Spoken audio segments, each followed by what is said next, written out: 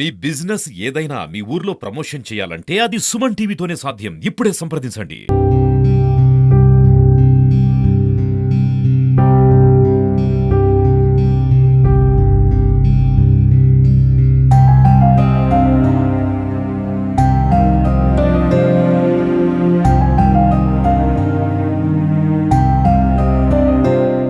Welcome to Suman TV. ప్రస్తుతం నర్సంపేట పట్టణంలో ఉన్నాము.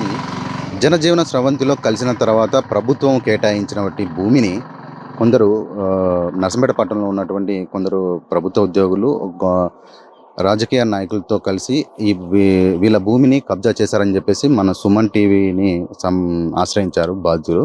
మనతో పాటు బాధితురాలు ఉంది. అమ్మ నమస్కారం, ఏం పేరమ్మా నీకు? పద్మ సార్. పద్మ, ఎక్కడమ్మా మీది? మాది గంగారం మండలం మహిబాద్ జిల్లా పోనుగొండ గ్రామం. మేము మాకు 2016లో ఈ 80 గజాల స్థలం ముగ్గురికి ఇచ్చారు సార్. ముగ్గురికి ఇస్తే ముగ్గురు ఇప్పుడు నేను వచ్చి గుడిసె నాదే అని వేస్తే గుడిసె నీ ఇంట్లో లేదు, ఈ కట్టిన వాళ్ళ దాంట్లో ఉన్నదని ఆర్డీఓ మేడం, ఎంఆర్ఓ మేడం ఇక వాళ్ళు వచ్చి సూచనలు అద్దులు పెడతాం, సర్వే చేయాలంటాను. సర్వే కూడా ఇంతవరకు చేస్తలేదు. ఎన్ని రోజులైన ఇంట్లో ఉండాలి, ఆమె సంవత్సరం అయితే నాదే భూమి అని కోర్టులు వేసింది. ఇక వీళ్ళు తెలిసిన వాళ్ళు నువ్వు వేయకుంటే ఎట్లా, నువ్వు కూడా వేయాలి కోర్టులో లాయర్ని పట్టుకొని అని చెప్తే నేను కోర్టులు వేసిన. ఇక నేను లేక చూసి ఆమె గుడి చేసే అవకాశం వేస్తుంది. అంటే ఇప్పుడు మీరు అడవిల నుంచి బయటికి వచ్చిన తర్వాత జనజీవన స్రవంతి అంటే మీరు లొంగిపోయిన తర్వాత మీకు ప్రభుత్వం కేటాయించిన భూమి ఇది 80 గజాల భూమి మీకు కేటాయించారు. అంటే మీతో పాటు ఇంకా ఇద్దరికి, అంటే మీతో పాటు మొత్తం ముగ్గురికి వీళ్ళకి కేటాయించారు, ఏదో ప్రభుత్వం కేటాయించింది. బట్ ఇప్పుడు ఇక్కడ మనం ఏదైతే ప్లేస్లో ఉన్నామో ఇది మీకు ప్రభుత్వం కేటాయించింది కదా, దీని మీద ఉన్న ప్రాబ్లం అసలు ఏమొస్తుంది ఇక్కడ? ఇక్కడ వెనక పక్క గవర్నమెంట్ టీచర్ పూజారి నాది ఈ భూమి కట్టిన వాళ్ళ దాంట్లోనే ఉన్నది, నా దాంట్లో లేదు అని ఆయన కోర్టులో వేసి నోటీస్ నాకు పంపిండ్రు. ఈ మధ్యల కాలంలో ఇక నువ్వు కూడా వేయాలి కోర్టులో అని నాకు చెప్పి ఒక లాయరీ నేను చెప్పిన నా కాగితాలు. అట్లాగే ఇప్పుడు మళ్ళీ ఏమంటాడు, ఈ కట్టిన వాళ్ళ దాంట్లోనే ఉన్నది, సర్వే చేయాలన్నారు. ఇంతవరకు సర్వే చేయలేదు, ఏం చేయలేదు. ఇక మా బాధలు చెప్పాలంటే దేవునికి చుట్టుముడతానయి. అసలు భూమి వచ్చేది అబద్ధం కానీ మనుషుల మీద చచ్చిపోయే పరిస్థితిలో సాగు బతుకు మధ్యలో ఉన్నాం. ఇంతవరకు కూడా ఇప్పుడు టీఆర్ఎస్ ప్రభుత్వం ఉన్నప్పటికాంచి ఇప్పటివరకు కాంగ్రెస్ ప్రభుత్వం వచ్చింది. మాకు న్యాయం అనేది జరిగే అవకాశం లేదు కానీ మనుషుల ప్రాణాలు పోయే పరిస్థితులు ఉన్నాం. పాములు దోమలు ఇక ఇక్కడ ఉన్న కాడ కూడా ఉండే పరిస్థితిలో లేము. కోర్టులో వేసుడు అంటే కోర్టు మేము చచ్చిపోయినాక మాకు భూమి వచ్చుడు ఎందుకు సారు?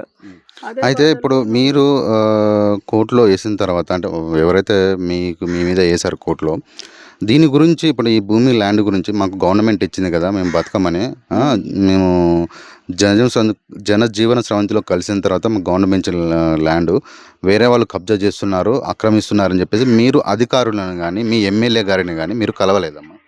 అధికారులు ఎమ్మెల్యే గారిని కలిసినాం సార్. కలిస్తే ఆ పెద్ద సుదర్శన్ రెడ్డి సారు ఉన్నప్పుడు ఆలదాలకి మన సంతకం పెట్టిండు.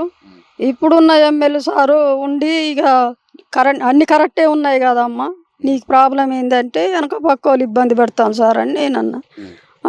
కట్టిన వాళ్ళ దాంట్లో ఉన్నదని కౌన్సిలరు బతిన్ రాజేందర్ అన్న మొదటి నుండి మేము వేసిన గుడిసెని పీకేస్తాడు. అంటే లోకల్ ఉన్న నాయకులు కూడా మీకు సపోర్ట్ చేయట్లేదు, అంటే మీకు సపోర్ట్ చేయట్లేదు. ఇక్కడ మీరు ఏదైతే గుడిసె వేస్తే వాళ్ళు పీకేస్తున్నారు, గుడిసె వేస్తే గుడిసెని పీకేస్తాను అంటే నిన్ను కొట్టి వెళ్ళగొడతామని ఏసీపీసీ సార్ వస్తే కూడా వాళ్ళ ముందట నిన్ను మహిళల్ని పెట్టి కొట్టి వెళ్ళగొడతామన్నారు. ఎట్లా కొట్టి వెళ్ళగొడతావో కొట్టేదాకా చూస్తామని మేము ఉన్నాం. ఇక అట్లనే అదే విధంగా నడుస్తుంది. సర్వే అంటాను, సర్వే లేదు. ఎంఆర్ఓ సార్ వచ్చిండు చూసిండు, ఇక చూసిపోతామని వచ్చినామమ్మ, అద్దులు పెట్టలేదు, అద్దులు సర్వే చెయ్యాలి అన్నాడు. సార్ కూడా చూసిపోయిండు. అంటే గతంలో కూడా సిపి ఎవరైతే వరంగల్ సిపి ఉన్నారో రంగనాథ్ గారు కూడా మీ ల్యాండ్ గురించి ప్రత్యేక శ్రద్ధ చూపించి కూడా మిమ్మల్ని ఆయన దగ్గరికి పిలిపించుకొని కూడా ఈ ల్యాండ్ మీకే ఇప్పిస్తామమ్మా, మీకు కేటాయించిన భూమిలో ఎవరైనా వస్తే చట్టపరమైన చర్యలు తీసుకున్నారని మీకు ఒక భరోసా కూడా కల్పించారు.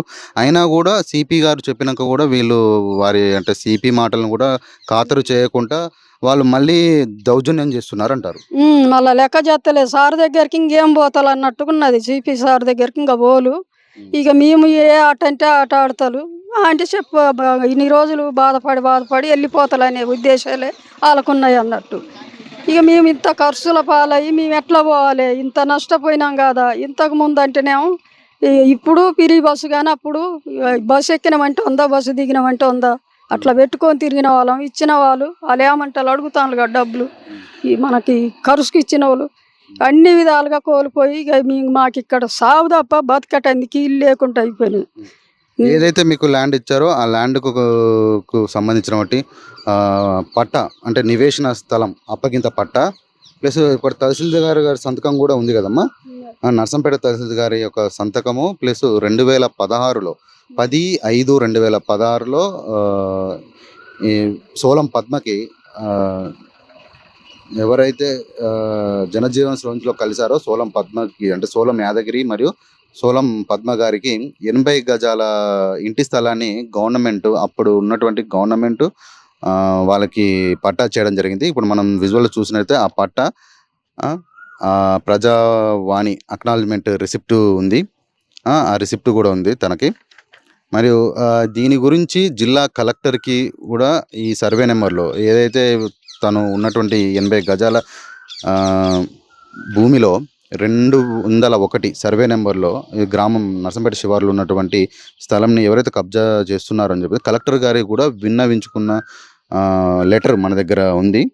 కలెక్టర్ దగ్గర కూడా అక్కడ చేసుకున్నారు, కలెక్టర్ దగ్గర ఫిర్యాదు చేశారు. కానీ ఎటువంటి ఇక్కడ ఇన్ని చేసుకున్నా కానీ ఇక్కడ ఎలాంటి అభివృద్ధి అనేది లేదు.